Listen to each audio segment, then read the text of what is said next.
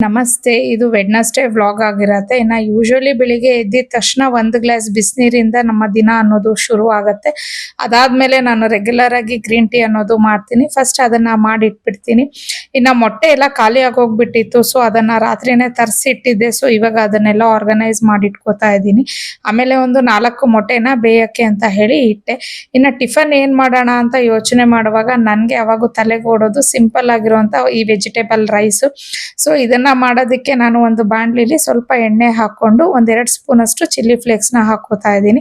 ಅಂದ್ರೆ ನಾವು ಖಾರ ಎಷ್ಟು ತಿಂತೀವೋ ಅಷ್ಟನ್ನ ಹಾಕೊಬೇಕಾಗತ್ತೆ. ಅದಾದ್ಮೇಲೆ 1-2 ಮೀಡಿಯಂ ಸೈಜ್ ಅಷ್ಟು ಈರುಳ್ಳಿನ ಹಾಕೊಂಡಿದ್ದೀನಿ. ಇದನ್ನ 1-2 ರಿಂದ 3 ನಿಮಿಷ ನಾವು ಚೆನ್ನಾಗಿ ಫ್ರೈ ಮಾಡ್ಕೊಬೇಕು.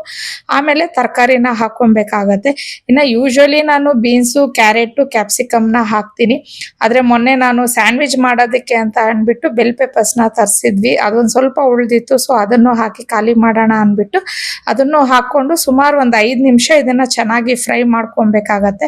ಆಮೇಲೆ ರುಚಿಗೆ ತಕ್ಕಷ್ಟು ಉಪ್ಪನ್ನ ಹಾಕೊಂಡು ಮತ್ತೆ ಪೆಪ್ಪರ್ ಪೌಡರ್ ಸ್ವಲ್ಪ ಹಾಕಿ ಅದನ್ನ 1-2 ನಿಮಿಷ ಫ್ರೈ ಮಾಡ್ಕೊಂಡಾದ್ಮೇಲೆ ವೈಟ್ ರೈಸ್ ನ ಹಾಕೊಬೇಕಾಗತ್ತೆ.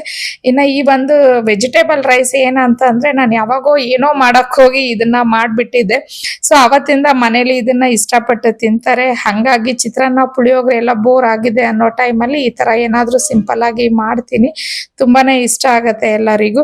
ಇನ್ನ ಆಸ್ ಯೂಶುವಲ್ ಸಲಾಡ್ ಜೊತೆ ಮತ್ತೆ ರೆಗ್ಯುಲರ್ ಆಗಿ ನಾವು ಕುಡಿಯುವಂತ ಹೆಲ್ದಿ ಡ್ರಿಂಕ್ ಜೊತೆ ಬ್ರೇಕ್ಫಾಸ್ಟ್ ನ ಮುಗಿಸ್ತೆ.